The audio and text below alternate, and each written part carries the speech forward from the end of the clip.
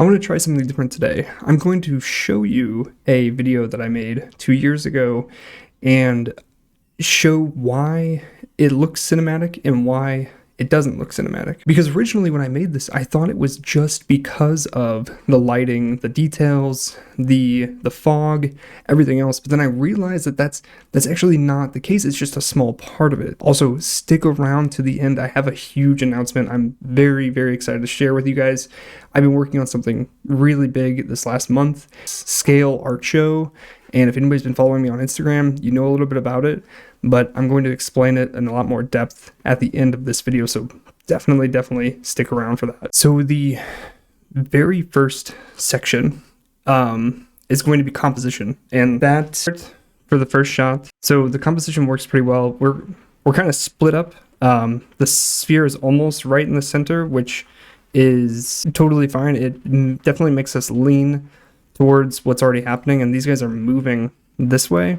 The issue with that is that it becomes really unclear very quickly. So while the comp does work because it's using the sort of rule of thirds, it's actually not helping because these guys that are visually interesting are moving in this direction, and you can't see them anymore. So it basically defeats the whole purpose. So you could do a couple things. You could change the lighting in the background. You could just have these guys be a little bit further along, like over here, and that would really change up everything a lot. So shot number 3 is good because it has like this interesting visual hierarchy that's happening and this huge weight. And when I mean weight, I mean like this piece right here is visually heavy. Like this is a giant mass that's a solid color, and it makes it feel like we're like this is a huge thing. And so that's good because it's actually moving very, very slowly, and so it's escalating. The difference between these two illustrate more of a conflict, basically. And then these little spheres are moving very quickly, and so the difference between those two motions, the difference between those two contrasts, we have shape contrast right here, and then we have motion contrast right here with these spheres moving very fast. It creates a sense of escalation, basically. However, this, again, with the rule of thirds, this is very off, almost too off. Okay, so again, scene 6 for composition, it's nice, it works. We have some really good contrast as far as the shapes. The interest is in the center, which is great. That works for our focal point. And as far as composition goes, this is a pretty good scene, right?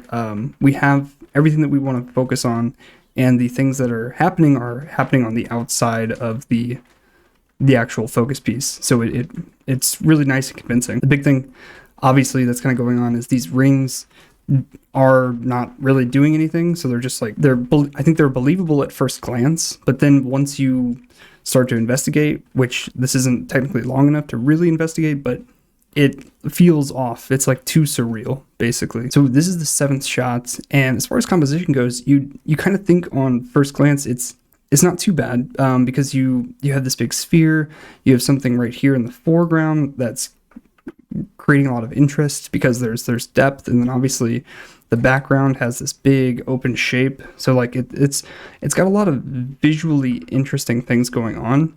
But then you realize that this whole piece is not lit at all, and your entire understanding of what this circle thing is actually becomes lost entirely, and it quickly destroys the shot. So if I were going to fix this, I might try and add a little light back here, in that way we really see this shape coming through. We can really see all the fine details.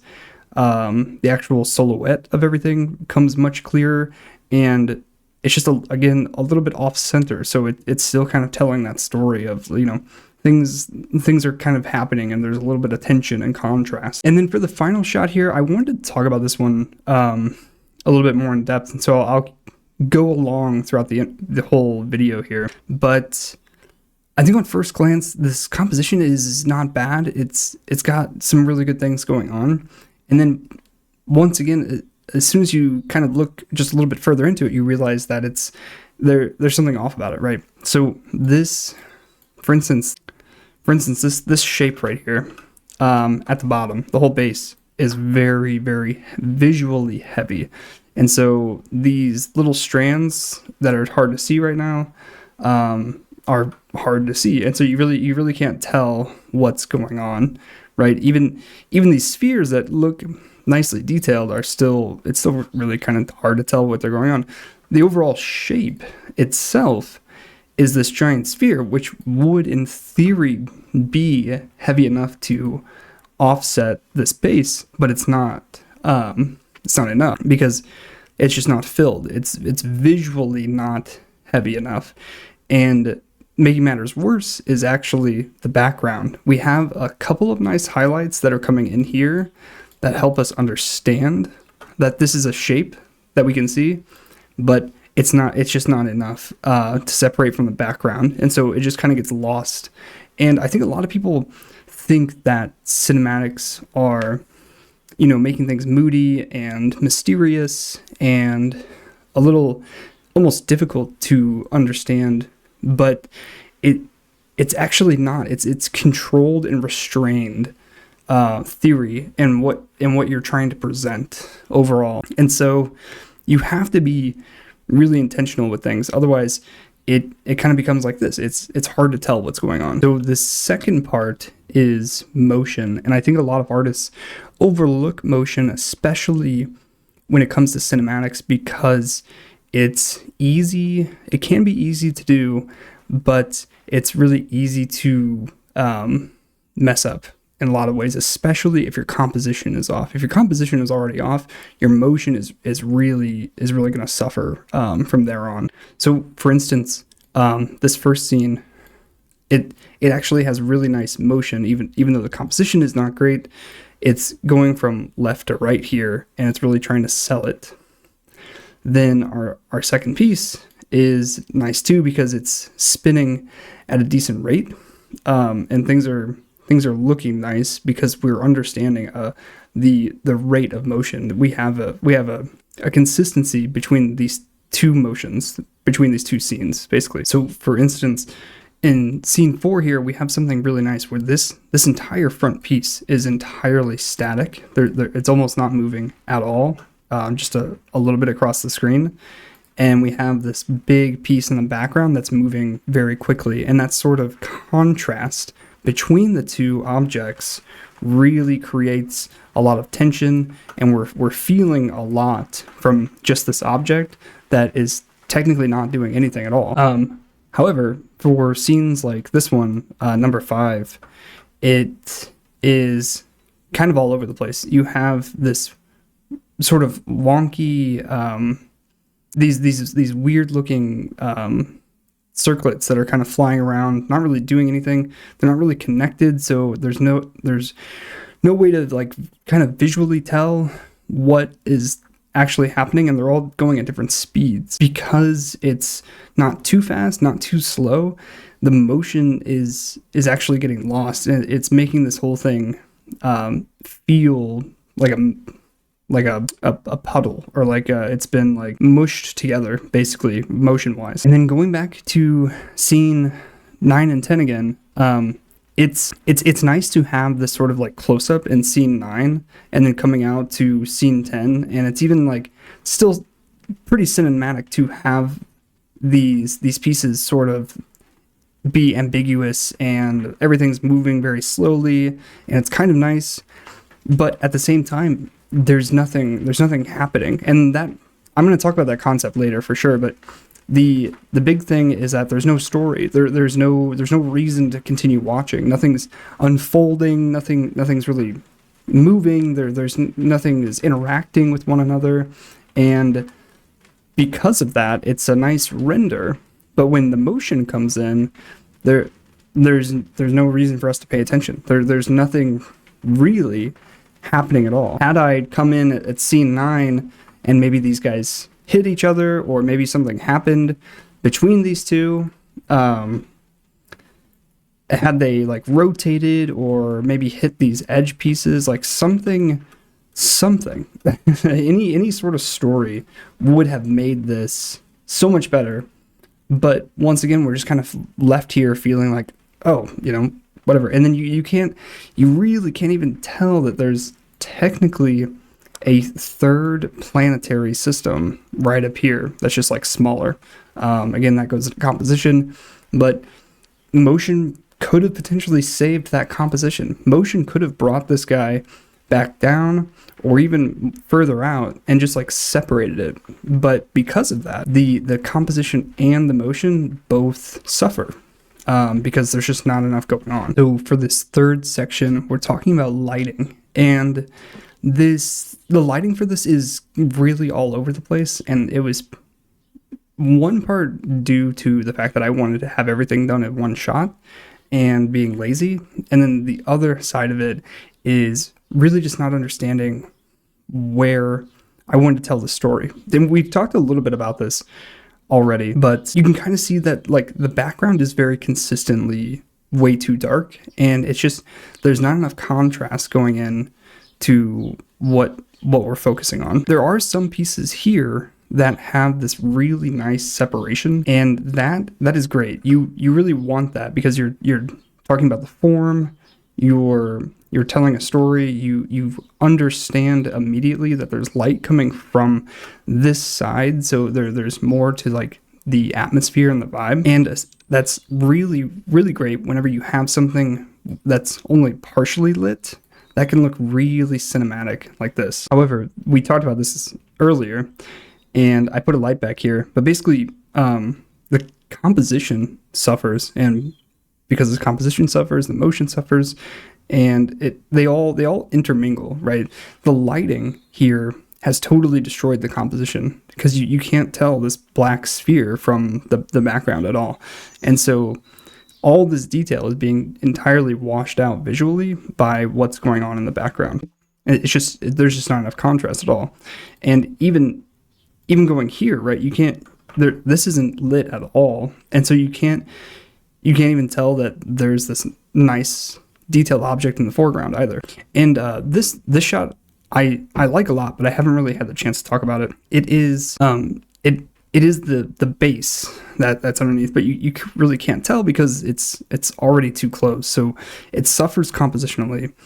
The motion isn't bad. This is basically rotating as we saw, but the lighting is really underselling this entire object, especially because there's this huge black foreground piece in front of it, and that wouldn't be too bad had this just been lit better. And you can go scene by scene and have lighting fall in and out. You can animate your lights anywhere in the scene at any time. They can be an animated object. And if you're cutting like this, it's not even going to be seen, right? I could have a light over here, and then I could transport that light immediately to over here, and vice versa. You could turn it off, you could turn it on. It's really simple to have little things like that do a lot of the heavy lifting. And again, as far as lighting goes, this is way too foggy, right? Like we have no idea really what's going on. You can barely see these pieces in the background, and because you can barely see them, your mind really has no way of making out this much larger shape that is the whole point of the entire piece, right? You kind of make it out here once you get further back in the final scene, but again, it's just too dark. The lighting is not selling it. You should definitely have better lighting up front, and we tried to have that coming in from the windows here, right? The windows are coming in, that makes it look very cinematic. Everybody talks about that. Have this sort of like fog element with God rays, and then it's just perfect. It's super cinematic, and it works all the time. No, no. If you don't understand why you're doing something, if you don't understand what the story is or what the purpose of it is, then your piece that you're showing off just doesn't make sense. And so the way that you could fix this, or that I should fix this, is by adding more light and having some of the background either darker or more illuminated so that we could show off this object better.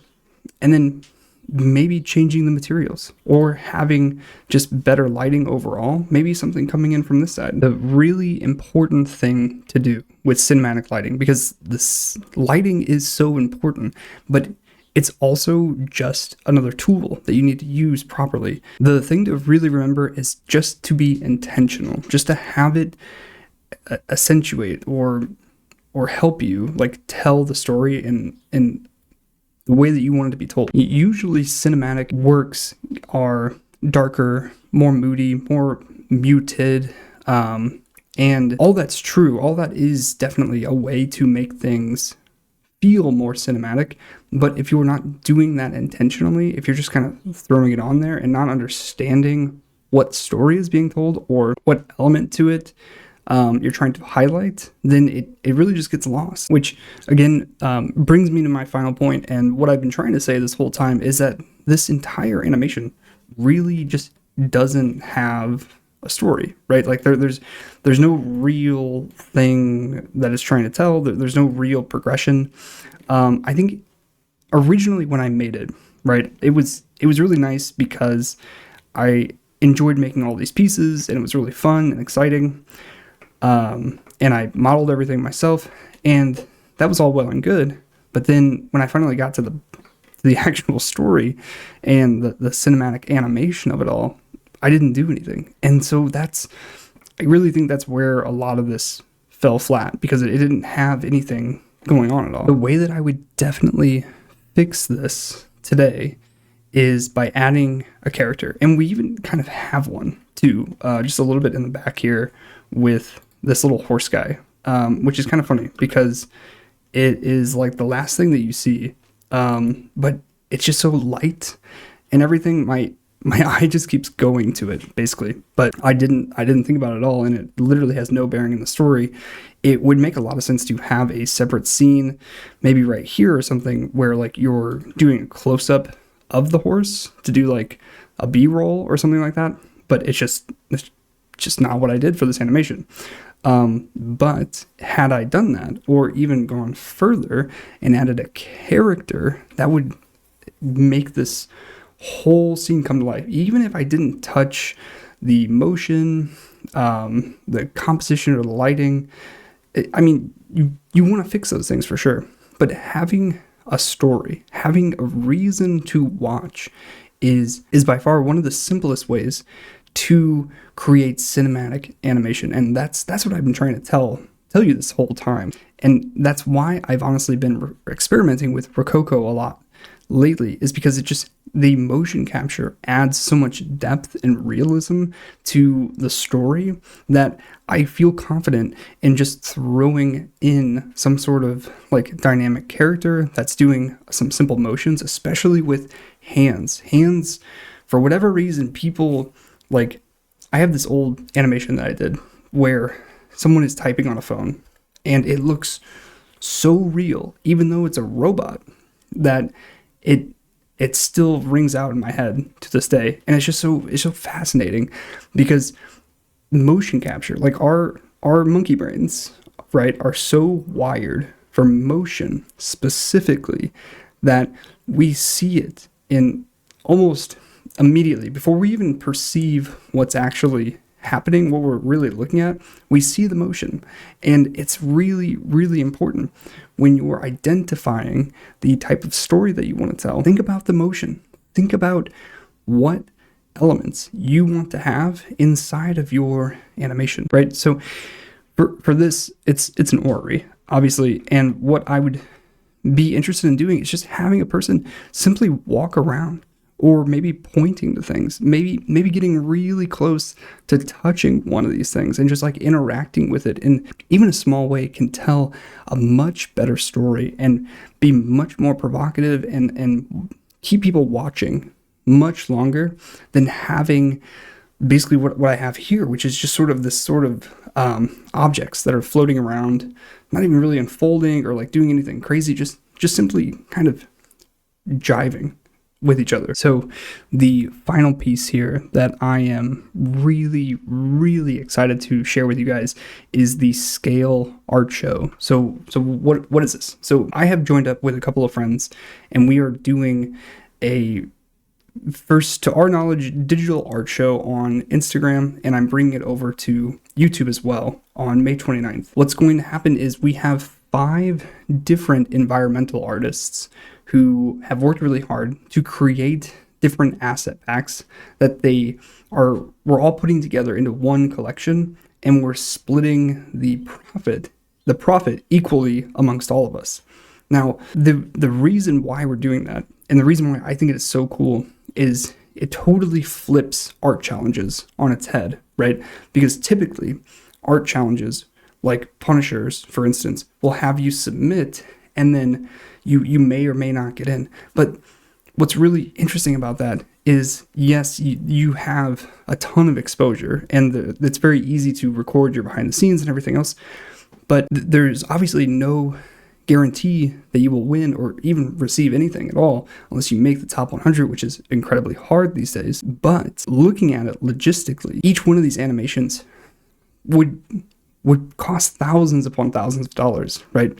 Each artist putting in a month's work to create such a, like, arguably cinematic pieces with characters and all these different facets going on, modeling, everything else, would arguably be millions of dollars of work that is going to a YouTube video and to exposure. And I know obviously it's a great honor to have Clint and all those other guys looking at your work and giving feedback, but there's a lot of other ways to do that too. And so I've gotten together again with a few friends to talk about this and basically try and combat it and think of a new format that can actually help artists not only still get exposure by coming together amongst each other and doing one singular show, doing one big presentation together, but also having this sort of product that we're only selling during the span of the show. So the show itself is May 29th. And the sale of the collection is only going on for the month of June. And it's just experimental. We're still trying to figure out all the kinks. We just wanted it to be that month so that we could figure out the logistics behind it, honestly.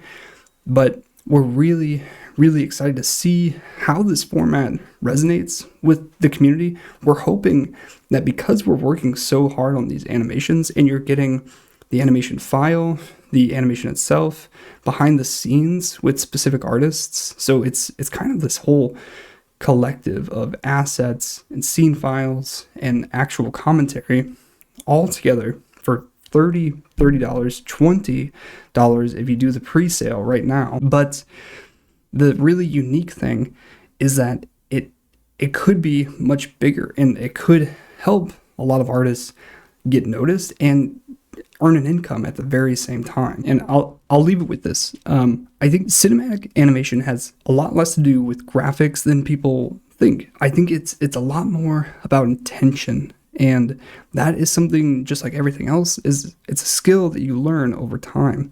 And storytelling too is a skill that you learn over time. And it's something that I'm still learning too every single day. It's just practice. It comes with more reps and more finished artwork. That's how you really get to the point that you want to be at.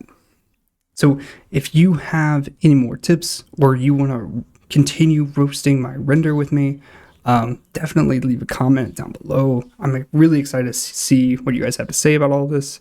This is a totally new format. I wanted it to be longer. I did a poll recently where I asked everyone if they'd be interested in longer formats where I talk about the actual like breakdown and the idea behind the different things that I'm doing and the different ideas that I have, because I've been spending a lot of time working on the sort of business side of things. And so I knew that I wanted to have a technical art breakdown, and I thought this was a really good concept to go over instead of just teaching you how to make a type of animation that's cinematic, actually going through the thought process of the animation itself. So again, thank you for watching, and I will see you next week.